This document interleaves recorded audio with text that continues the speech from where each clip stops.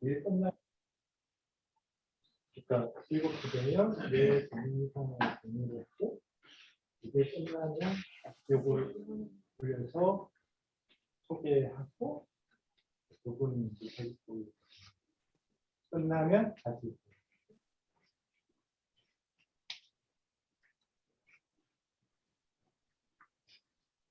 그럼 나는 일단 지금부터 화면 공유했는데, 그러니까 시작 세레모니 없이 바로 동영상 시작해보니까, 예, 그 끝나면. 예. 저기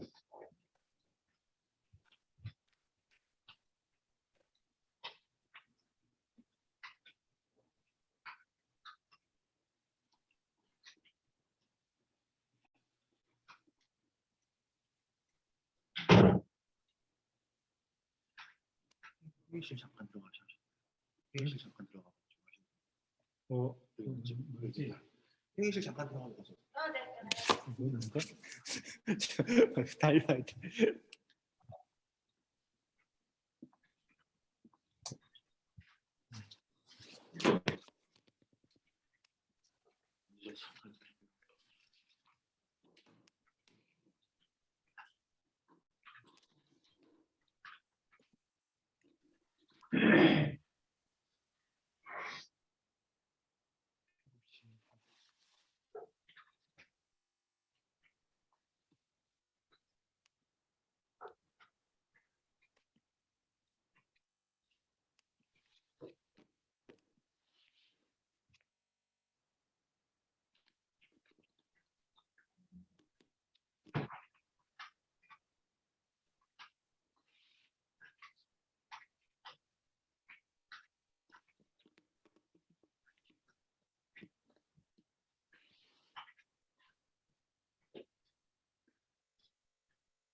대사님, 제가 이제 7시가 되면 제 그 우즈베키스탄 소개하는 동영상을 바로 틀어드리고, 그게 끝나면 저희들이 이제 시작하고 소개해드리고 강의하시는 걸로 하겠습니다. 네, 알겠습니다. 네. 여기는 새벽 7시인데 아직도 온라인으로 진행하는데 익숙하지가 않아서, 코로나가 이제 위드 코로나로 곧 끝날 것 같아서 이제 안 해도 되겠다 싶었는데, 그래서 그리고 이제 앞으로 이렇게 멀리 계신 분들도 있기 때문에 온라인에 익숙해져야 될 건 맞는 것 같습니다.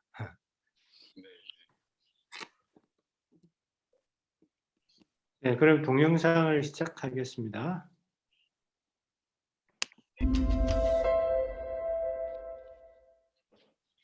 안녕하십니까, 이디식입니다. 21세기 신실크로드라 불리는 중앙아시아는 과거 영국과 러시아가 그레이트 게임을 벌였고, 최근에도 미국, 중국, 러시아가 세계 패권을 두고 뜨거운 각축전을 벌이고 있는 곳입니다. 역대 한국 정부도 유라시아 이니셔티브, 신북방 정책을 통해 이 지역과 관계 개선을 추구하고 있죠. 1904년 영국의 지정학자 맥킨드는 동유럽에서 시작하여 러시아와 중앙아시아에 이르는 지역을 세계의 심장이라고 규정하고, 이 심장을 장악하는 나라가 세계를 지배할 것이라고 주장했습니다. 철도와 같은 교통 인프라를 깔고 이곳에 풍부한 자원을 개발하면 유라시아 대륙의 패권뿐만 아니라 세계의 패권을 장악할 수 있다는 건데요. 실제로 19세기부터 나폴레옹이, 히틀러가, 그리고 영국, 미국, 중국이 이곳을 장악하기 위해 결전을 벌였죠. 최근에는 풍부한 자원뿐만 아니라 아시아와 유럽을 잇는 물류와 데이터 네트워크 구축을 위한 격전장으로도 부상하고 있습니다. 오늘부터 새롭게 시작하는 CIS 리포트에서는 독립국 연합 CIS 소속 국가들을 소개하고 그 속에 숨어있는 새로운 사업 기회를 찾아보도록 하겠습니다. 최근 중앙아시아에서 가장 핫한 국가는 우즈베키스탄입니다. 2017년부터 이 지역에서 유일하게 3년째 지속적인 성장을 보이고 있고, 2024년까지 CIS 전 지역에서 유일하게 6% 성장을 유지할 것으로 전망되고 있습니다. 또한 세계은행이 2019년 세계 190개국을 대상으로 실시한 사업환경평가에서 가장 크게 개선된 20개 국가에 포함되었는데요. 투자 환경이 크게 개선됨에 따라 외국인 투자도 급증하고 있습니다. 2018년 5월 세계은행은 농업, 에너지, 의료 부분에 9억 4천만 달러를, 러시아의 푸틴 대통령은 10월 정상회담에서 250억 달러 투자를 결정하는 등 우즈베키스탄에는 앞으로 5년간 매년 10억 달러 이상이 경제 발전에 투자될 예정입니다. 사실 우즈베키스탄의 기업 환경이 이렇듯 놀랄 정도로 좋아지고 외국인 투자가 활성화되는 것은 2016년 이전까지는 상상하기 힘든 상황이었는데요. 25년 넘게 사실상 독재 체제를 유지해온 카리모프 집권 하의 우즈베키스탄은 중앙아시아에서 가장 폐쇄적이며 투자 환경이 열악한 나라였죠. 특히 2005년 안디잔의 민주화 운동을 무력 진압하며 2000여 명을 학살한 사건으로 우즈베키스탄은 전 세계 최악의 인권 탄압 국가로 알려졌는데요. 경제적으로도 극단적인 폐쇄 정책을 실시했습니다. 외환 유출을 막는다는 미명하에 환전, 해외 과실 송금을 제한했고 환율은 달러의 자국 통화의 환율을 고정시키는 페그제를 고집하여 시장 환율과 공식 환율의 차이가 2배에 달했죠. 외국 투자자가 투자 수익을 본국으로 보내기 위해 환전하고 송금하는데 무려 6개월에서 1년이 걸렸고 그마저 성공하는 경우는 드물었습니다. 이 때문에 2008년 이후 대외 교역과 외국인 투자가 지속적으로 위축되었고 특히 2016년에는 수출이 18.7%나 감소하는 부진을 보였습니다. 그런데 2016년 9월 카리모프 대통령이 갑작스럽게 서거하면서 모든 것이 바뀌었습니다. 그해 12월에 치러진 조기 대선에서 당시 총리였던 미르지오예프가 압도적인 지지율로 당선되었고 그는 이후 대대적인 민주화와 개방 정책을 실시하기 시작했는데요. 무엇보다 페그제를 폐지하고 시장 환율을 반영한 변동환율제를 실시하여 암달러 시장을 없앴고 외환 자유화를 통해 외국인 투자자가 자유롭게 환전하고 과실 송금할 수 있는 체제로 바꾸었습니다. 이 때문에 자국의 통화 가치가 저하되어 외채 부담이 증가하고 인플레이션이 심화되는 부작용이 뻔했지만 지속 가능한 성장을 위해 감수하기로 한 것입니다. 정치적으로는 정치범 석방, 고문 퇴출, 민간 사찰기관 봉인 등 민주화 개혁을 과감하게 실시하였는데요. 2020년 2월 타시켄트를 방문한 폼페이오 미국 국무장관은 우즈베키스탄의 인권 개선을 높이 평가했지요. 미르지오예프 대통령의 개혁은 여기에 머물지 않았습니다. 2019년 8월부터는 기존의 정부 환율 공시제도가 폐지되고 일반인의 외환 매입도 전면 허용되었으며 2020년 3월 1일부터는 비농업용 토지의 사유화까지 시작되는 등 우즈베키스탄의 경제 자유화가 해가 바뀔수록 가속화되고 있는데요. 2018년 우즈베키스탄 정부는 국제 채권 시장에 진출하기 위해 국제 신용평가기관의 처음으로 평가를 받았습니다. 아직은 투자 부적격 수준이지만 이미 브라질과 베트남과 같은 등급이며 안정적이라는 평가를 받았는데요. 우즈베키스탄의 신용 등급은 그 이후로 꾸준히 상승할 기미를 보이고 있습니다. OECD는 2019년 2월 우즈베키스탄의 신용 등급을 6등급에서 5등급으로 상향 조정했지요. 국제사회의 신뢰는 곧 대규모 국채 발행의 성공으로 이어졌습니다. 2019년 2월 14일 거래 개시 후 채권 수요가 85억 달러를 초과할 정도로 관심이 집중되었는데요. 우즈베키스탄 정부는 2020년에 유로본드를 추가 발행하고 우즈베키스탄 은행과 석유가스공사 등 주요 공기업도 조만간 국제 채권을 발행할 예정인데요. 미국과 한국의 10년 만기 국채 수익률에 비해 훨씬 높은 우즈베키스탄의 국채가 당분간 글로벌 국채 시장을 뜨겁게 달굴 예정입니다. 국채 발행과 함께 주요 기업의 글로벌 IPO도 대규모로 진행될 예정입니다. 2022년에서 2023년 우즈베키스탄 석유가스공사 등 20개 우량 공기업이 130억 달러 규모의 IPO를 추진하는데요. 이를 위해 우즈베키스탄은 국가재건기금을 투자하여 기업의 설비 현대화, 글로벌 컨설팅 기업의 위탁 운영을 추진하고 있습니다. 우리 기업도 인구, 자원을 모두 갖춘 우즈베키스탄의 변화를 예의주시하며 시의적절한 투자 전략을 세워야 할 것으로 보입니다. 감사합니다.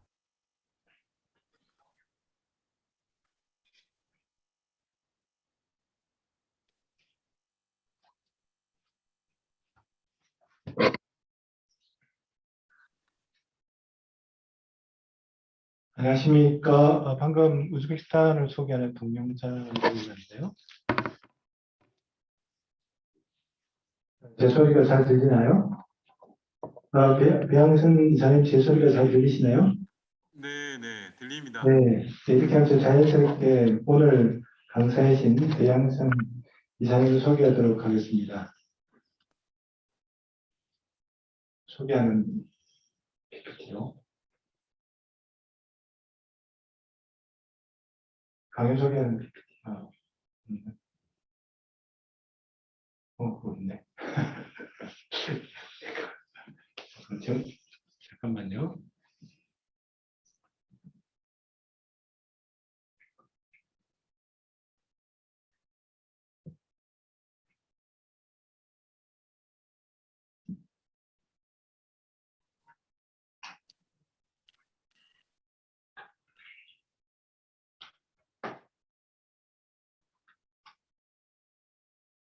우리 그럼 포스트를 잠깐 뜰 수 있나요?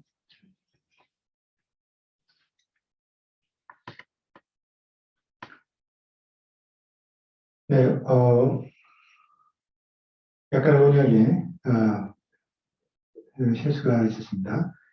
자, 오늘 강연을 해 주실 분은 중앙아시아의 숨은 보수라고 저희 200기 이사님 명운영님께서 강력하게 추천하시면서 이런 표현을 쓰셨습니다. 중앙아시아, 특히 우즈베키스탄의 찐 고수다라고 소개를 해 주셨습니다. 사실 한국의 변호사이시면서 중앙아시아에서 제대로 된 법률 회계 서비스를 하고 계신데요. 지금 화면에 보이는 것처럼 CNH 파트너스의 이사님이신 배양선 이사님을 모시고 우즈벡 건축 시장을 움직이는 중화 경제의 키플레이어라는 제목으로 강의를 듣도록 하겠습니다. 다들 온라인에 많이 계시지만 뜨거운 박수로 맞이해 주시기 바랍니다. 자, 이사님 시작해 주시죠.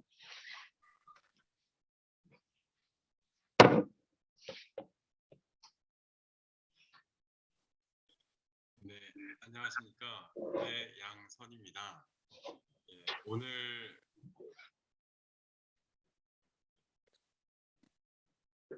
예, 오늘 같이 좀 나누고 싶었던 거는 우즈벡 건축 시장을 움직이는 중앙화 경제 키 플레이어들이라는 제목으로 우즈벡을 건축 시장을 통해서 한번 들여다보는 시간을 갖고자 합니다.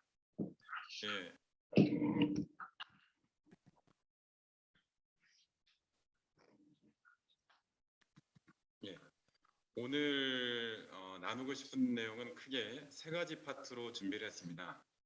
첫 번째는 정말 우즈베키스탄이 다이내믹하다라는 걸 좀 어떻게 하면 느낄 수 있을까라는 고민으로 좀 몇 개 자료를 좀 준비를 했고요. 그 다음에 진짜 이쪽에서 뛰고 있는 키 플레이어들이 얼마나 다이내믹하게 뛰고 있는가 그 내용을 자료에 좀 담으려고 노력을 했습니다. 그리고 마지막 파트로는 그러면 왜 우즈베키스탄이냐 그 부분에 대해서 또 설명을 좀 하도록 하겠습니다. 그러면 첫 번째 파트부터 들어가도록 하겠습니다. 첫 번째는 랜드마크로 중앙아시아를 한번 쳐다보면 어떨까?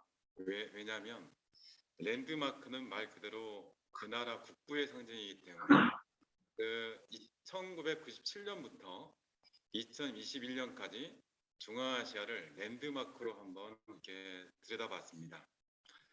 1998년까지 중앙아시아에서는 우즈베키스탄의 타슈켄트가 경제 중심지였습니다. 그래서 1997년에 중앙아시아에서 가장 높은 건물이었던 MBO였으니까 은행이죠. 은행 본사 그 당시에 108m였는데요. 108m가 건축이 되었습니다. 그러나 1999년부터 2020년까지는 카자흐스탄의 누르술탄, 예전에는 아스타나라고 불렀죠. 누르술탄 현재 수도와 알마티가 경제 중심지 역할을 감당했습니다.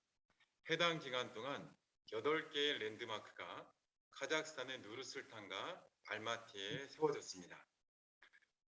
이는 카자흐스탄이 환율을 시장에 맡기고 토지를 사유화하는 등 적극적인 시장 경제 체제를 받아들인 결과였고, 우즈베키스탄도 2017년 환율 자유화, 또 2020년 토지 사유화 정책으로 국가 개발 정책을 지속적으로 수행하고 있습니다. 그리고 2021년도에 우즈베키스탄 타슈켄트 수도에 266m짜리 랜드마크가 세워질 예정입니다. 그래서 그 밑에 보시면 1997년에 우즈벡 타시겐트에 MBO 건물이 있었고요. 그다음에 2003년도에 누르술탄에 랜드마크가 세워지고 2006년, 2008년, 2009년, 2010년, 2011년, 2013년, 2020년 이게 가장 컸는데요. 아부다비 플라자를 해서 이게 10년짜리 프로젝트였습니다. 그래서 10년 만에 382m, 78층짜리 중앙아시아에서 가장 높은 랜드마크가 누르술탄에 세워졌습니다. 그러나 2021년도에 물론 아부다비 플라자보다는 좀 낮지만 네스트 1이라는 266m짜리 랜드마크가 타시겐트에 세워질 예정이고요. 제가 보기에는 한 지난 10년 동안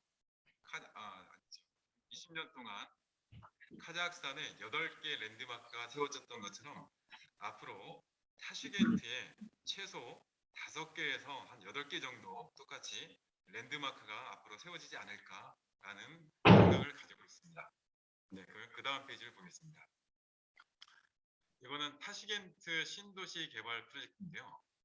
타시겐트는 향후 20년간 트윈 타시겐트를 건설하기로 결정을 했습니다. 카자흐 같은 경우에는 정치적인 이유가 있어서 기존 알마티 수도에서 누르술탄으로 새로운 수도를 건설을 했지만 타시겐트는 정치적인 그런 이슈가 없었기 때문에 여러 고민 끝에 현재 있는 타시겐트, 지금 지도를 보시면 왼쪽에 있는 모습이 현재 타시겐트입니다. 면적이 한 3만 헥타르 정도가 되고요. 공식적으로 인구가 250만 정도가 되는데요. 그 현재 있는 타시겐트와 새롭게 구성될 타시겐트는 오른쪽에 있습니다. 그래서 약 2만 헥타르 정도의 향후 200만 정도 인구가 들어설 수 있도록 새로운 타시겐트를 개발할 예정인데요. 그 가운데 치르츠크 강이 있습니다. 그러니까 우리로 말하면 옛날 강북에 집중돼 있다가 한강을 중심으로 해서 강남 개발을 했던 것처럼 이제 타시겐트도 강서, 그러니까 옛날 우리로 강북이죠. 강북을 놔두고 새롭게 강남, 강동 개발을 시작한 겁니다. 이 밑그림은 영국의 베노이라는 설계회사에서 2019년 6월에 타시겐트 신도시 건설 마스터 플랜을 발표를 했고요. 그리고 오른쪽의 그림에 보시듯이 옛날 우리 강남이 배밭이었다고 이야기를 하더라고요. 똑같이 밑에 그림을 보시면 현재 밭과 밭입니다. 그런데 그게 그 위에 있는 그림처럼 향후 신도시로 바뀔 예정입니다. 네, 그 다음 페이지로 가겠습니다. 이렇게 타시겐트의 건축 붐이 불었던 가장 큰 기본 베이스 중에 하나가 제가 보기에는 토지 사유와 정책이 굉장히 큰 역할을 했다고 봅니다. 지금 보여드린 자리는요, 2008년도 7월에 발표된 산은경제연구소에서 카자흐스탄을 그때 조사를 했던 내용입니다. 왜 이 자료를 보여드리냐면 2020년 3월 1일자로 비영능 토지에 대한 우즈베키스탄 토지 사유화 법률이 효력을 발생하게 되었습니다.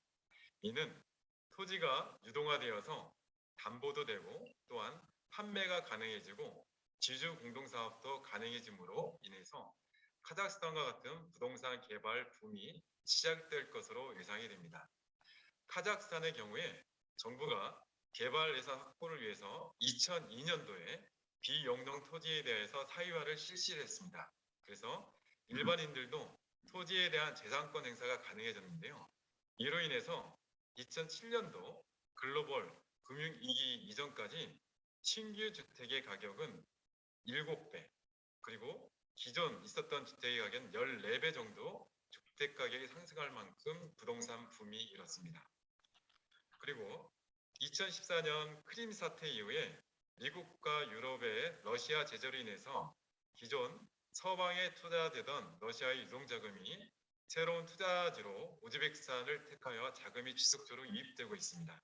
또한 중국도 1대1로 사업을 배경으로 해서 우즈베키스탄에 대거 진출한 중국인들로 인해서 타시겐트 부동산 투자가 계속 호황을 유지하고 있습니다. 그 다음 자료는요.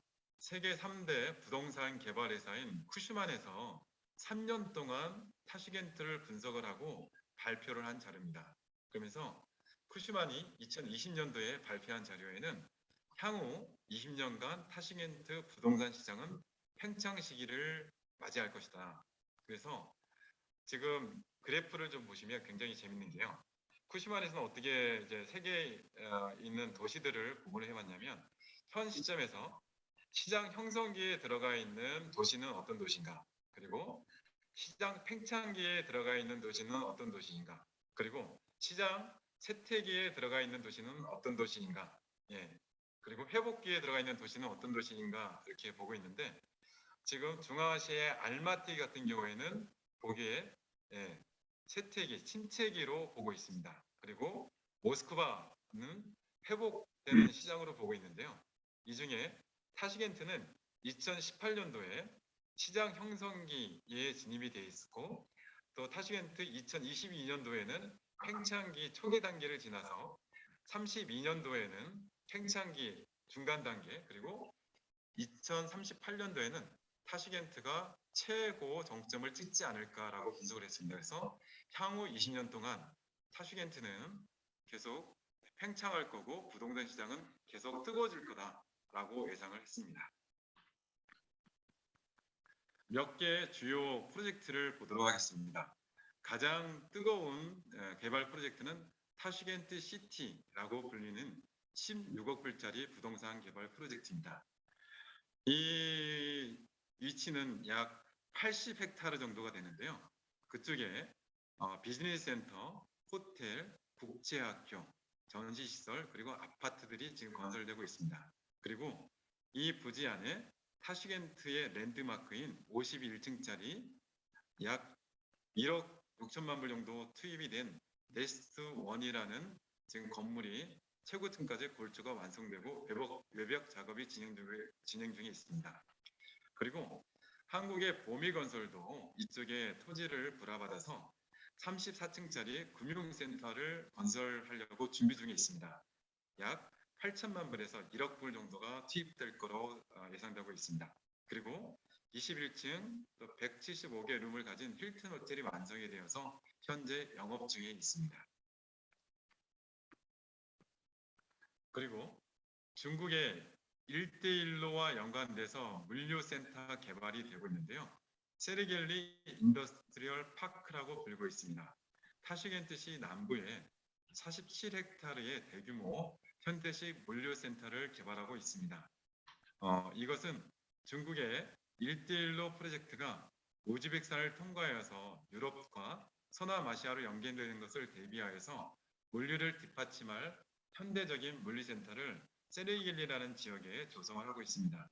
이를 위해서 순환도로나 철로나 지하철들을 연결하여서 차량과 인력의 접근성을 최적으로 현재 조성하고 있습니다. 그리고 치르츠크강, 우리로 말하면 한강이죠. 치르츠크강 16km 개발 프로젝트가 진행되고 있습니다. 그래서 타시겐트시는 치르츠크강을 기점으로 해서 서쪽 기존 도시였던 3만 3천만 헥타르에 250만 명이 살고 있는 기존 도시와 새롭게 개발될 한 2만 헥타르 정도의 200만 명이 살게 될 신도시를 연결하려고 하고 있습니다. 그래서 약 450만에서 500만 명이 살게 될 중심축에 16km 정도의 휴양시설, 주거시설, 문화시설을 완비하고 CIS의 허브 도시로 도약하려고 준비하고 있습니다. 그러면 두 번째 파트로 넘어가서 그러면 이런 건축 시장의 키 플레이어들이 누군지에 대해서 한 5개 정도로 추려서 메인만 설명을 드리도록 하겠습니다. 그 중에 가장 선두주자는 악파 아르텔 그룹이 가장 선두주자입니다. 여기 몇 개 중요 브랜드를 표시를 해드렸는데요. 악파 아르텔 그룹은 개발 건설 및 설치 작업, 산업 생산, 도로 건설 등 경제 부분 전문으로 경제 부분에 우즈베키스탄의 최대의 산업 클러스터 중에 하나입니다. 악파는 우즈베키스탄 알루미늄 창호 시장의 넘버원이고요. 아르텔은 우즈베키스탄 가전제품, 컴퓨터 관련 제품의 넘버원입니다. 한국의 삼성전자에서도 OEM으로 아르텔에서 가전제품을 제조를 해서 조립을 해서 러시아 시장으로 팔고 있습니다. 그리고 악파 메들라인은 우즈베키스탄 사립 종합병원의 넘버원입니다. 그리고 악파 대학교를 보유하고 있는 법인입니다. 그리고 그다음에 산업단지를 또 전문적으로 건설하는 그런 법인도 가지고 있습니다. 그러면 이런 악파 아르텔 그룹의 가장 키맨은 누구인가? 가장 키맨은 1975년생인 자한기르라는 분입니다. 2018년 12월 21일부터 현재 타슈켄트시 시장을 역임하고 있습니다. 공직생활 이전에는 성공적인 사업가였습니다. 특히 악파 라이팅, 아르텔과 같은 생산, 건설 및 서비스 분야의 100개 이상의 기업 및 브랜드를 설립하신 분입니다. 그리고 시장의 적극적인 유치 활동 덕분에 KFC, 힐튼, 까르푸 같은 세계적인 브랜드가 우즈베키스탄 시장에 진출하게 되었습니다. 우즈베키스탄 역사상 가장 큰 개발 프로젝트인 타슈켄트 시티를 성공적으로 진행 중에 있으며 하이테크, 경쟁 및 수출 지향적인 산업 창출을 위한 기업 그룹인 테크노파크 엘리시도 성공적으로 론칭을 했습니다. 이로 인해서 2021년 8월 25일 대통령 결정문에 근거해서 이분한테 그러니까 영광스러운 우즈벡 건축자라는 칭호를 수여하기도 했습니다. 우리나라 같은 경우에는 사실 정권이 5년마다 자주 바뀌어서 사실 좀 이해하기 약간 힘든 부분이 있는데 우즈벡 같은 경우는 벌써 30년이라는 시간이 지났고 그 사이에 정권 교체도 이루어졌습니다. 제가 보기에는 우즈벡의 키맨들을 이해할 때 도움이 되는 게 중국인 것 같습니다. 중국의 경제를 움직이는 그런 그룹을 봤을 때 크게 공천당 또는 해자당 또는 상하이방 이런 이야기가 많이 들리는데요. 우즈벡도 똑같이 현재 정권을 잡고 있는 그런 집단을 대표하시는 분이 이 자한기르 시장이고 악파 아르텔 그룹입니다. 그러니까 우즈벡의 공청당의 대표 주자라고 볼 수 있습니다. 그러면 악파 아르텔 그룹에서는 실제 건축 시장에서 어떤 개발을 하고 있느냐? 이쪽에서는 크게 두 개의 브랜드를 가지고 건축 시장에 주도하고 있습니다. 드림시티 디벨롭먼트라는 그런 브랜드로 고급 시장에서 4개 프로젝트를 진행을 하고 있고요. 그 다음에 비즈닝 우일라르 디벨롭먼트라고 중국 브랜드로 또 4개 프로젝트를 진행하고 있습니다. 화면에 보여드린 거는 그 중에 고급 드림시티 디벨롭먼트라는 브랜드를 가지고 진행하고 있는 프로젝트 중에 서울문이라는 그런 명칭을 붙여서 지금 강변에 상업시설을 개발하고 있는 프로젝트가 진행 중에 있습니다. 그리고 오른쪽에 보이는 것은 고급 아파트 프로젝트가 진행되고 있는 것에 대한 포스터입니다. 그러면 두 번째 개발처를 설명드리도록 하겠습니다. 두 번째로 정말 중요한 그룹은 오리엔트 그룹입니다. 이 그룹은 아마 중국어로 따지면 패자당에 해당되는 그룹이라고 생각이 듭니다. 이전 국정원장님 아들 자제분과 이전 국세청장님 자제분이 주축이 되어서 만들어진 그런 그룹입니다. 그래서 이 그룹은 은행을 갖고 있습니다. 오리엔트 파이낸싱 뱅크라는 그런 기업을 은행을 가지고 있고요. 그리고 이 그룹의 특징은 마크로라는 슈퍼마켓 체인점입니다.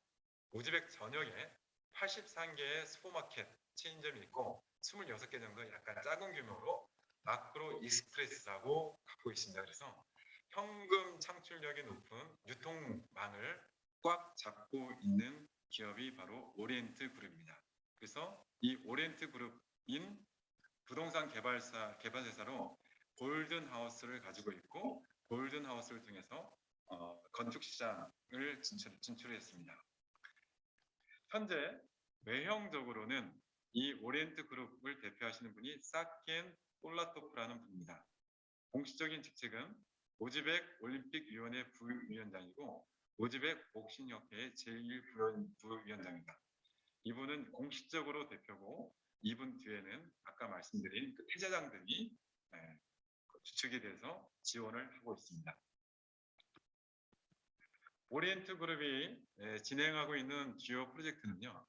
골든하우스라는 그런 브랜드를 가지고 타슈겐트 스난도로 내 15개 부지에서 아파트 단지, 상업시설을 조성하고 있습니다. 그 중에 대표가 되는 6개 정도를 화면에 보여드렸습니다. 그리고 세 번째로 키맨이 있습니다. 무랍 빌딩이라는 상표를 가지고 지금 오즈벡 건축 시장을 하고 있는데요. 화면에 보여드리는 가운데에 계신 사람이 무랏 나자로프라는 사람입니다. 1980년생이고요. 이분은 14살 때 아버지가 돌아가셨고 굉장히 자수성가한 사람 중에 대표 주자입니다. 국비 장학생으로 일본 유학도 갔다 왔습니다. 그리고 2007년도에 아발론 비즈니스 센터라고 4, 5층 정도 되는 아담한 비즈니스 센터를 지었는데요. 그 당시 타슈겐트에서는 굉장히 획기적인 그런 센터였습니다. 그 전까지만 해도 타슈겐트의 대부분의 건물들은 값싼 재료로 지어진 건물이었는데 처음으로 정말 이렇게 호텔 같은 그런 분위기를 가진 비즈니스 센터를 만들었고 그리고 이쪽에 좋은 기업들이 인재를 했었습니다. 이분은 세 가지 브랜드를 가지고 사업 활동을 하고 있습니다. 무랍 빌딩스라고 해서 자기 이름을 건 자체 브랜드로 사업을 활동을 진행하고 있고요. 그 다음에 지금 사진 양쪽이 터키 두 분이신데 이 터키 회사와 합작을 해서 지금 타슈겐트 랜드마크인 S1을 지금 짓고 있습니다. 그리고 카자흐스탄의 가장 대표적인 건설 회사인 BI 그룹과 합작으로 NRG라는 그런 합작회사를 만들었습니다. 그래서 NRG 이름으로도 지금 건축을 하고 있습니다. 주요 프로젝트를 보면요. 지금 무랍 빌딩은 거기 러시아로 나와 있는데 2003년도에 세워진 그런 회사입니다. 그리고 현재 12개 프로젝트를 진행하고 있고요. 그리고 그중에 1,100개 정도 아파트를 판매를 했습니다. 그래서 주요 12개 프로젝트 중에 9개 정도를 캡처를 해서 화면에 보여드렸습니다. 상반기 윗부분에 있는 네스트 1이 가장 큰 랜드마크입니다. 네 번째 주자입니다. 이분은 카자흐 분입니다. 카자흐의 BI 그룹의 키맨이신데요. 이분은 아이드 라킴 바예프인데요. 1972년생입니다. 1998년 아즈테크라는 건설 BI 그룹의 전신인데요. 이걸로 활동을 시작을 했었고 2001년도에 주택건설로 전향한 후에 BI 그룹이라고 개명을 합니다. 이후 10년간 카자흐스탄 주택건설의 넘버1을 유지를 했습니다. 2015년도 탱기스의 탱기스 서비스 프로젝트로 석유가스 사업에도 발을 들여놓습니다. 그리고 2016년도 힐튼과 협력이 시작되어서 힐튼 브랜드로 호텔을 짓기 시작했습니다. 현재는 카자흐스탄뿐만 아니고 러시아, 조지아, 키르기스탄, 우즈베키스탄 건설에 종사하고 있습니다. 2019년도 말 BI그룹은 12억 달러의 매출로 포버스 카자흐스탄 매거진의 5위를 마크했고요. 50대 민간 기업 목록에 진입하기도 했습니다. BI가 우즈벡에서 진행하고 있는 프로젝트는 크게 세 가지입니다. 아까 말씀드린 무롯 빌딩과 합작회사인 NRG 브랜드로 현재 3개 프로젝트를 진행을 하고 있고요. 3개 프로젝트에 대한 평도 굉장히 좋습니다. 마지막으로 키맨은 이분도 국적은 카자흐스탄인데 민족은 우즈벡 분이십니다. 파탁 샤디예프라는 분인데요. 1953년도에 태어나신 분이고요. 이분은 출생은 우즈베키스탄 지작주에서 출생을 했고 카자흐스탄에서 현재 살고 계십니다. 카자흐스탄에 보유하고 있는 회사가 이분도 유라시아 리소스 그룹 마이닝 컴퍼니라고 해서 광산 회사를 가지고 계시고요. 또 하나는 유라시안 방크라 그래서 은행의 공동 소유주이십니다. 그리고 유라시아 인슈어런스 컴퍼니가 있고요. 유라시안 인더스트리얼 컴퍼니로서 카자흐스탄에서 굉장히 큰 사업을 하고 있습니다. 이분이 우즈베키스탄에 FDG라는 그런 개발 회사를 세워서 우즈베키스탄에서 지금 건축 시장에서 건물들을 짓고 계십니다. 몇 개 지금 4개 프로젝트를 진행 중에 있는데요.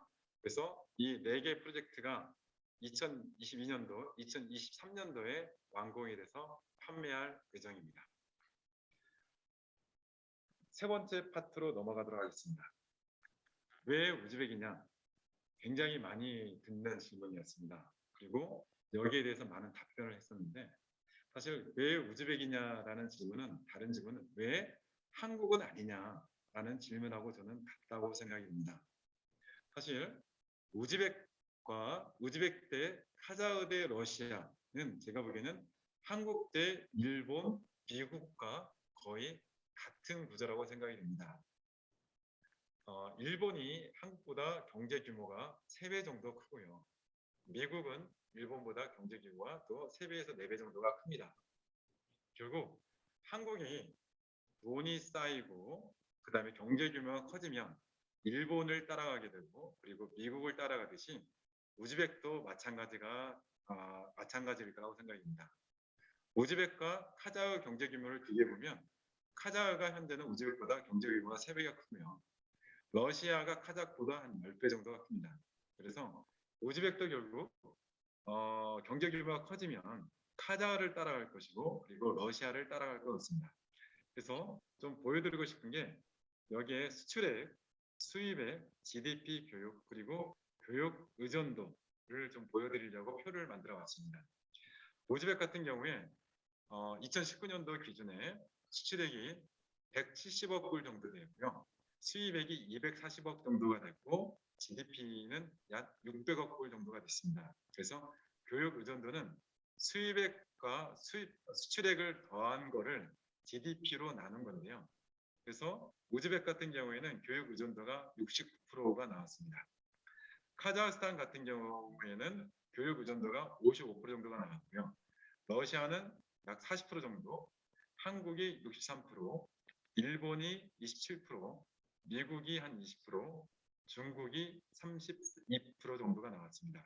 그리고 그 밑에 자료는 한국이 하루 동안 일을 하면 수출하는 금액이 약 15억 불 정도가 됩니다. 그리고 한국이 하루 동안 수입하는 금액이 14억 불 정도가 되고요.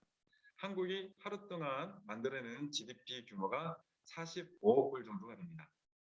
근데 우즈벡을 구분을 해보면 우즈벡은 1년치가 17억 불이기 때문에 한국에 하루 동안 일하는 걸로 나누면 한국이 12일 정도 수출을 하면 우즈벡이 1년 동안 수출한 것과 똑같은 그런 규모입니다. 그리고 한국이 18일 동안 수입을 하면 우즈벡은 1년 동안 수입한 것과 똑같습니다.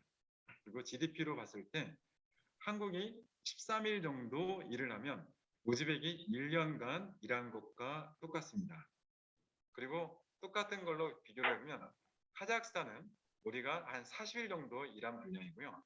러시아는 371일 정도니까 결국 러시아와 한국은 거의 규모가 똑같습니다. 제가 기억나는 게 2016년도, 17년도에 사드 이슈가 있었을 때 많은 매체들에서 왜 한국은 일본과 다르게 사드와 연관돼서 중국의 제재에 대해서 이렇게 민감한 반응을 하느냐라고 신문에서 많이 글이 올라오는 걸 봤습니다. 근데 사실 일본과 한국은 체질 자체가 다르다고 생각이 됩니다. 왜 체질이 다르냐면 한국은 2019년도 기준으로 봤을 때 전체 GDP 중에 63%가 수출과 수입에 의존되어 있습니다. 그리고 수출과 수입 그 금액 중에 중국이 차지하는 비율이 30에서 40% 정도가 됩니다. 그래서 중국과 문제가 되면 우리는 약 24에서 25% 정도 우리 GDP가 흔들리게 됩니다. 그러나 일본은 교육 의존도가 30% 미만이고 또 그 교육 중에서도 중국이 차지하는 비율이 30% 정도 그 미만이기 때문에 설사 중국에서 대응을 하고 반대를 하든 어떤 불이익을 가하더라도 일본 같은 경우에는 전체 GDP의 10% 미만이 흔들립니다. 그렇기 때문에 25%나 30% 정도 흔들리는 대한민국과 10% 정도 미만으로 흔들리는 일본 입장에서 중국을 대할 때 태도가 다를 수밖에 없고요. 또 중국이 제재를 가할 때 받는 타격이 다를 수밖에 없습니다. 그리고 또 한 가지가 일본이나 미국 같은 경우에는 인구가 1억이 넘습니다. 그래서 경제적으로 봤을 때 인구가 1억이 넘어갔을 때 내수 시장이 받쳐지고 그랬을 때 균형 발전이 있을 수 있다고 합니다. 그러나 우리 같은 경우는 인구가 1억 미만인 상태에서 경제 발전을 하다 보니 불균형 전략을 세울 수밖에 없었습니다. 그렇기 때문에 골고루 산업이 돼 있지 않고 내수가 받쳐주지 않기 때문에 많은 부분이 해외와 연관이 돼 있고 그래서 해외에서 문제가 생기면 한국 경제에 직격탄을 맞을 수밖에 없습니다. 그래서 제가 보기에는 대한민국에서 태어난 젊은이들의 숙명이 있다고 생각이 듭니다. 어떤 숙명이 있냐면 GDP에서 보여주듯이 교육 의존도가 보여주듯이 회사에서 100원을 벌면 그중에 60원에서 70원은 수출입과 관련된 업무에서 돈을 벌게 됩니다. 이걸 극단적으로 이야기한다 그러면 내가 10시간을 일한다 라고 하면 그중에 6시간 내지 7시간은 수출입과 연관된 일을 해야 됩니다. 그리고 직원이 10명 있다. 그 중에 6명 내지 7명 정도는 수출입과 연관된 일을 해야만 대한민국 기업에서 살아남을 수 있습니다. 그 이야기는 무슨 말이냐면 대한민국 젊은이는 한국만 알아서는 한국에 있는 기업에서 살아남기 어렵다는 겁니다.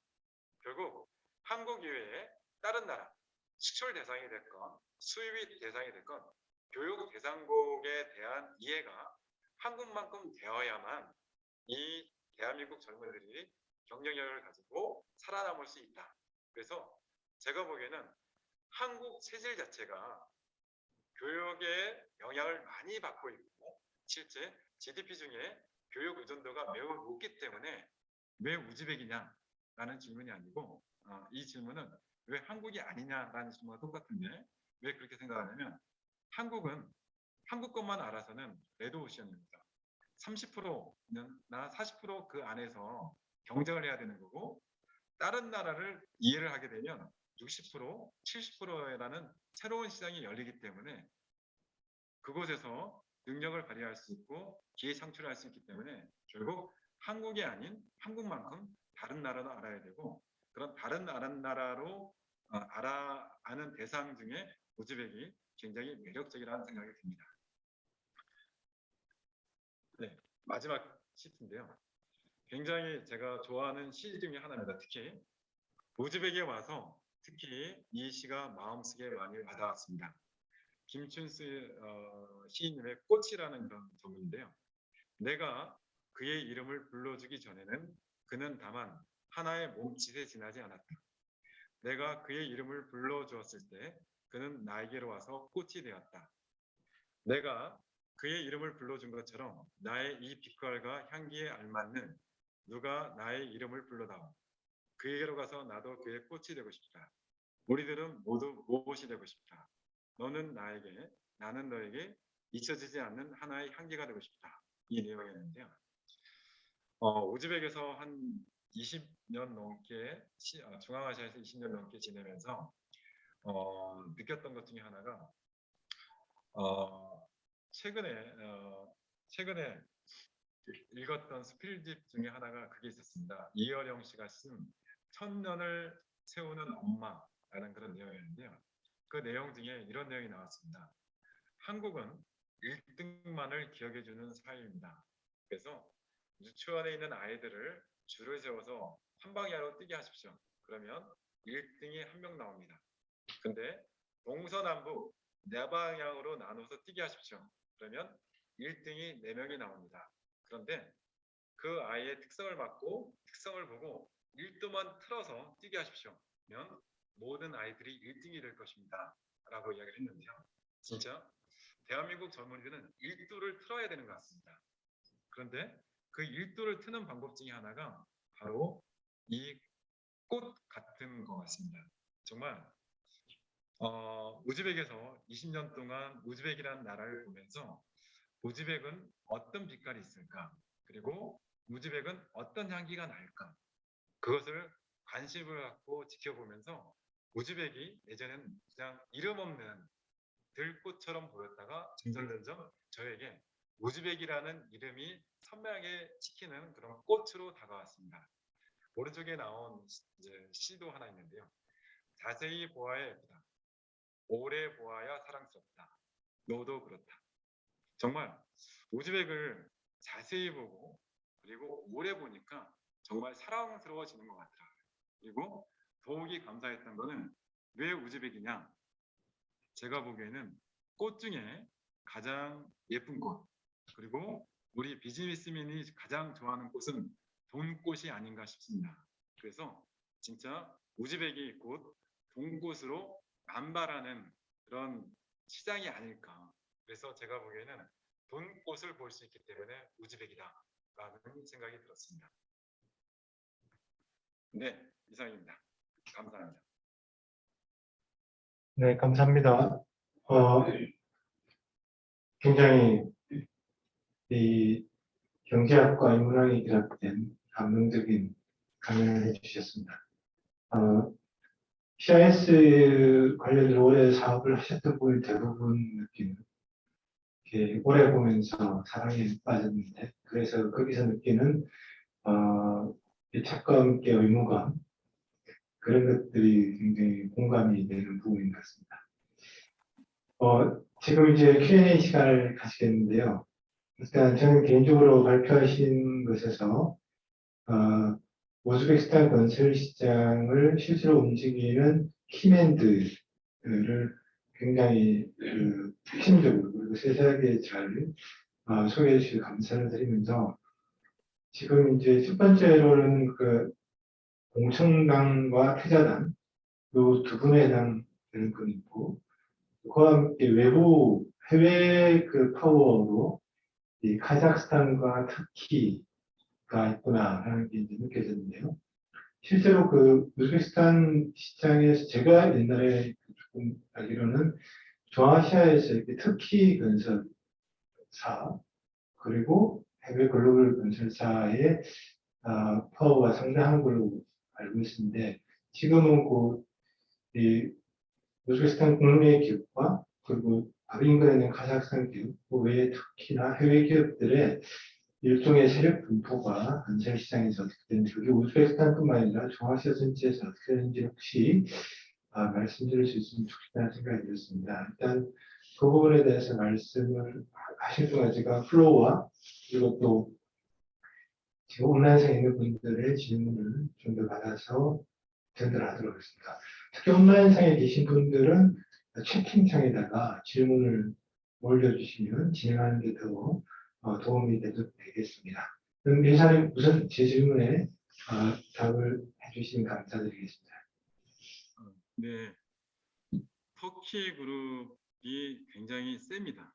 솔직히. 그리고 91년 독립하고 난 다음에 우즈벡에 가장 먼저 진출한 게 터키 기업이었습니다. 왜 그러냐면 언어적으로 터키 말을 하면 우즈벡 사람이 한 70% 알아듣고요. 우즈벡을 몰라도 우즈벡 말로 말을 하면 터키 사람들도 한 70% 정도 알아듣는답니다. 그래가지고 굉장히 터키가 진출을 많이 했었고요. 그리고 또 정치적인 이유도 그다음 이제 중앙아시아가 독립하고 난 다음에 미국이 직접 들어오기에는 상당히 부담스러웠기 때문에 터키를 대리인으로 내세워서 중앙아시아에 진출한 또 이유도 있었습니다. 그래서 거의 30년 동안 터키가 우즈벡에 와서 섬유시장, 건축시장에 굉장히 많은 기여를 했고요.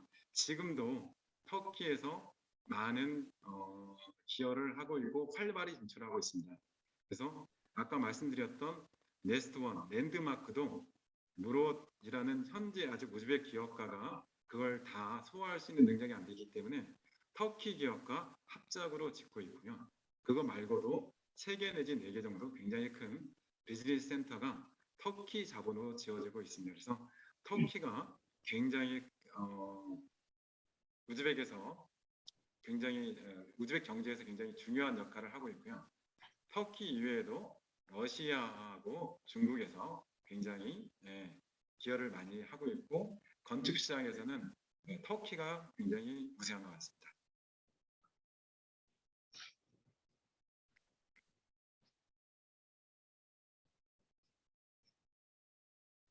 예, 질문 있습니다. 오늘 말씀 되게 감사드리고요. 얼마 전에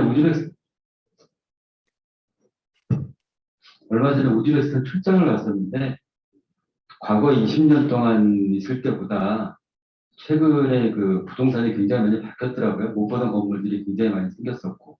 근데 이 주변 2차선 도로가 뭐 6차선으로 그러면서 제가 봤던 과거에 그 주변 그 빵집이라든가 오래된 건물들이 다 없어졌었는데, 만약에 이 토지나 부동산을 구입을 하고 그 재개발이 확정이 되면 과거에 그 구매했던 토지나 부동산에 관련된 그 보상 제도가 따로 별도로 좀 나와 있나요? 그래서 그 제가 생각하는 뭐 실제 매매 기준이라든가 아니면 자체 공시 지가라든가 또는 이제 다른 부지를 제공하는지 그걸 좀 알고 싶습니다. 예, 실제 우즈벡에서도요, 토지가 수용이 되거나 또 건물이 수용이 되면 지금은 이제 법적으로도 잘 준비가 돼 있어서 예전에는 이제 국가가 수용을 하면 아주 싼 값을 넘길 수밖에 없었는데 지금은 이제 법원에 가서 소송할 수도 있고요. 그 다음에 실제 시장 가격 비슷하게 현재 보상을 해주고 있고, 그 다음에 만약에 가격이 마음에 들지 않는다라고 하면 그분이 살고 있는 구 내에 있는 아파트나 그 토지로 대토나 대물을 주도록 되어 있습니다. 그래서 지금은 법제적으로도 준비가 되어 있고 시민들 수준도 많이 올라와 있기 때문에 옛날만큼 그렇게 그냥 정부가 하나 달라고 한다 해서 뺏어간다 해서 뺏기지 않는 것 같습니다. 그래서 지금은 예전보다 굉장히 많이 좋아진 것 같습니다. 예, 대답 감사드립니다. 지금 채팅방으로 질문 올라오는 게 지금 있는데 혹시 플로에서 질문하실 분이 없으면 일단 오늘 강의를 해주신 배양선 이사님의 그 마무리 강연 조항을 듣고 오늘 인사드리도록 하겠습니다. 이사님 부탁드립니다. 질문 하나 있는데요. 질문 있어요? 네. 채팅방에 올렸는데 채팅방에 DM으로 올려주셔서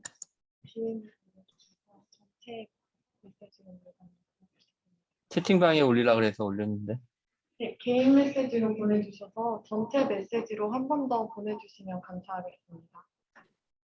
그 수신자의 모두에게로 하시고 계셔야 되겠습니다. 수신자를 모두로 해야 돼요? 예, 그렇게 해야지 제가 볼 수가 있어요. 지금 제 오퍼레이터만 개인으로 하시는 오퍼레이터만 볼 수 있어. 아니면 지금 말씀하시면 됩니다. 방금 목소리로. 예. 감사합니다. 간단한 질문인데요. 너무 크게 도전이 되는 시간이었습니다. 깊이 감사드립니다, 이사님. 예. 저도 우즈벡에 한번 가서 큰 도전을 받았었는데 좀 더 큰 배움이 이사님 말씀을 통해서 더 업그레이드가 된 것 같고, 이제 반면에 이사님 20년 정도 계셨다고 했는데 짧은 시간이지만 강점이나 기회 요인은 좀 더 많이 이해가 됐는데 혹시라도 뭐 오래 계시면서 약점이나 좀 위험 요소에 대한 부분은 얘기 안 하셔서 혹시 우즈벡이 갖고 있는 약점이나 위험 요소도 반면에 있는 것인지에 대한 짤막한 설명을 좀 듣고 싶었습니다. 예, 이상입니다. 제가 보기에는 가장 약점은요. 한국이 너무 수준이 많이 올라와가지고 한국 스타일로 사업 분석을 하면 들어오지를 못하는 게 약점인 것 같아요. 지금 그냥 AR을 하나 좀 드리면 1990년대에 삼성이 러시아에 대거 진출을 해가지고 이제 한국 기업들이 대거 진출을 해서 성공을 하고 있었는데 그 당시 이제 삼성에 있던 본부장님이 유럽에 컨퍼런스가 있어서 가셨대요. 그랬더니 유럽에 계신 분들이 삼성 그 본부장님한테 질문했답니다. 당신들은 어떻게 러시아에 이렇게 과감히 투자를 했냐? 그랬더니 그분이 하신 이야기가 당신들은 제도를 보지만 우리는 사람을 본다. 그래서 집권자가 의지가 있다라고 우리는 투자를 한다. 근데 그게 지금 우즈벡하고 딱 맞는 것 같아요. 왜냐면 지금 이제 지상사 쪽에서 이제 자문들이 와가지고 제안서를 만드는데 부탁하시는 게 뭐냐면 리스크 0인 프로젝트를 가져와라. 그러면 투자를 하겠다라고 하시는데 사실 우즈벡에서는 리스크 0 프로젝트가 없거든요. 근데 한국도 아마 20년, 30년 전에 똑같았던 것 같아요. 그래서 20년, 30년 전에 한국의 그런 기준을 가지고 우리는 도전을 하고 리스크도 졌던 것처럼 우즈벡도 현재 상황이 똑같은 상황이어서 현재 발전된 한국의 모습을 가지고 모든 조사가 완전하고 리스크가 0인 상태에서 프로젝트나 어떤 일을 진행하겠다라고 한다고 했었을 때는 일 자체가 진행이 안 되는 것 같아요. 그래서 어떻게 보면 그게 가장 큰 단점인 것 같습니다. 제가 보기에. 예, 감사드립니다. 지금 이제 질문해 주신 두 분이 자기소개할 시간이 없었는데요. 첫 번째 질문해 주신 분은 에코비스 대표님 김익준 씨가, 두 번째 질문하신 분은 원광대의 최재들 교수님이셨습니다. 지금 세 번째 질문을 그 유라스텍의 이선영 대표님께서 채팅방에 올리셨는데, 이선영 대표님 목소리로 한번 질문을 해주실 수 있을까요? 예, 안녕하세요. 채팅방에 올렸는데, 안녕하세요. 너무 강의 잘 들었습니다. 감사합니다. 저도 우즈베키스탄에서 1년 살았었는데, 예, 너무 발전 가능성이 높은 나라라고 생각을 하고요. 최근에 스마트 시티 관련된 프로젝트가 많이 우즈베키스탄에서 이렇게 진행이 되고 있는 걸로 들었습니다. 혹시 오늘 소개해 주신 그런 건설 기업들도 관련된 스마트 시티 프로젝트에 혹시 참여하고 있는지, 관련 사례나 이런 게 있으면 하나만 소개해 주시면 어떨까 싶어서 질문 드렸습니다. 사실 그 스마트 시티 지금 질문하신 게 아마 스마트 시티라고 명명된 걸 말씀하신 게 아니고 그런 부류의 그런 프로젝트가 있느냐고 이렇게 물어보신 것 같은데, 지금 현재 진행되고 있는 그러니까 한 20헥타르 정도 개발되고 있는 그런 프로젝트들은 대부분 다 이렇게 스마트 시티로 지금 다 진행이 되고 있는 것 같습니다. 그래서 그 부분은 나중에 한번 제가 자료를 만들어서 요청하시면 드리도록 하겠습니다. 예. 사실 포스코 감사합니다. 인터도 한번 준비를 했다가 우즈벡 정부랑 토지 위치 부분이 서로 맞지 않아서 포스코 인터는 포기를 했는데요. 터키 업체에서 3군데 정도 진행하는 거, 그다음에 타슈켄트 시티 자체가 스마트 시티로 현재 진행되고 있습니다. 네, 감사합니다. 네, 감사합니다. 이승영 대표님. 스마트 시티는 저도 사실 지금 프로젝트를 하고 있는 게 있어서, 또 며칠 전에 저희 한나 ICT 포럼에서 러시아의 큰 건설 기업이 북극의 아라흐벨스크에 스마트 시티 사업을 같이 한번 해보자라는 제안인데, 그만큼 CIC 지역의 스마트 시티는 굉장히 핫해서 병천 자리 다음에 기회가 되면 이제 벌써 내년이겠지만 스마트 시티 관련해서 한번 부탁드리고 강의를 들었으면 좋겠습니다. 그리고 또 한 분 질문이 왔는데요.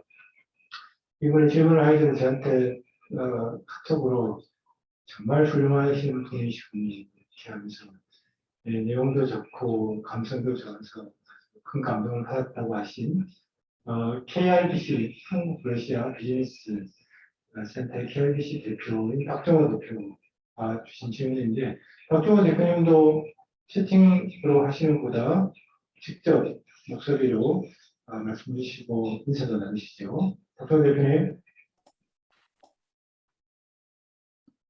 예, 안녕하십니까. 제가 늦잠을 자가지고 아침에 현장에 참석 못해서 너무 죄송합니다. 제가 강의는 처음부터 다 들었고요.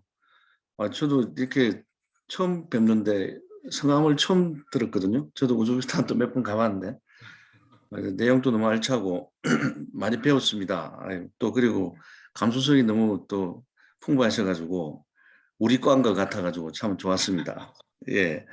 그래서 저는 이제 우즈베크 CIS 쪽보다는 뭐 러시아 쪽에 또 비즈니스를 또 많이 개인적으로 하고 있는데 뭐 러시아 가면 러시아에서도 계속 뭐 부동산 경기 좋고 건설 시장 크니까 뭐 한국 기업들이 왔으면 좋겠다.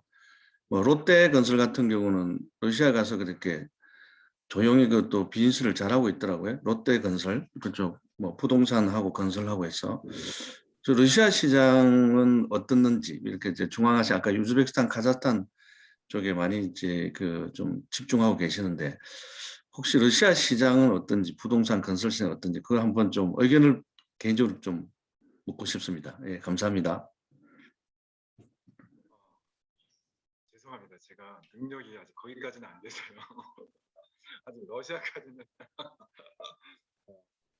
개인적인 의견을 좀 러시아 시장은 아까 우즈베키스탄하고 비교했을 때 어떻다 이 정도만 간단히 개인적인 의견을 제가 묻습니다. 예. 보니까요. 확실히 러시아는 큰 나라인 것 같아요. 출장 갈 때마다 느끼는 건데 일단 우즈벡보다 카자흐가 뭐가 다르냐면요. 우즈벡은 카자흐에 가면 공이 하나 더 붙어요. 뭐든지. 뭐 수수료가 됐건 프로젝트 비용이 됐건 공이 하나 더 붙는데 러시아는 거기에 공이 하나 더 붙는 것 같아요. 그래가지고 진짜 웬만한 재력 갖고는 뭐 사업하기가 정말 쉽지 않은 곳이 러시아인 것 같아요. 그래서 진짜 재력이 풍부하고 뭐 크게 하겠다라고 하면 정말 러시아에서 하는 게 방법인 것 같고 그만큼 돈은 안 되는 것 같다라고 하면 우즈벡에서 하시는 게 그 수익이 훨씬 높지 않을까. 그리고 러시아는 관공서 가서 책임자 만나는 것도 굉장히 어려운데 사실 우즈벡은 그렇진 않거든요. 장관이나 차관 만나고 싶으면 그게 가능한 나라이기 때문에 그래서 같은 비용으로 만약에 투자를 한다 그랬을 때 수익률이 당분간은 우즈벡이 높지 않을까라는 생각이 좀 듭니다. 예, 감사합니다. 예, 저도 공감합니다. 예, 고맙습니다. 예. 네, 선수들끼리 대화를 하시는데 끼어들어서 죄송합니다. 마지막으로 혹시 다른 분 질문이 있으신지요? 없으시면 배영선 이사님께 방금 박정호 대표가 질문한 질문으로 이사님께 약간 개인적인 질문을 왜 우즈베키스탄으로 가셨나요?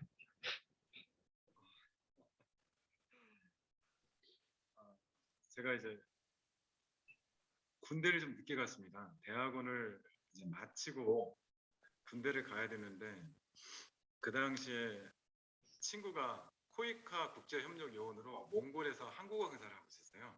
그래서 그 친구가 이제 코이카의 국제협력요원에 지원 한번 해봐라. 그래가지고 98년도에 지원을 해서 우즈벡에 배정을 받아서 저는 이제 경제학 전공이었으니까 한국어 강사를 했었습니다. 근데 대학에서 한국어를 가르치면서 책에서 배웠던 경제발전 과정이 70년대 경제발전 과정이 우즈벡에만 나타나더라고요. 그리고 98년도면 97년에 한국에 IMF가 터졌을 때잖아요. 그래가지고 사실 이제 금융권에 갔던 많은 선배들이 나와가지고 고시 공부하시더라고요. 그래가지고 저만의 특별한 게 없으면 나중에 직장 때문에 또 고민을 하겠구나.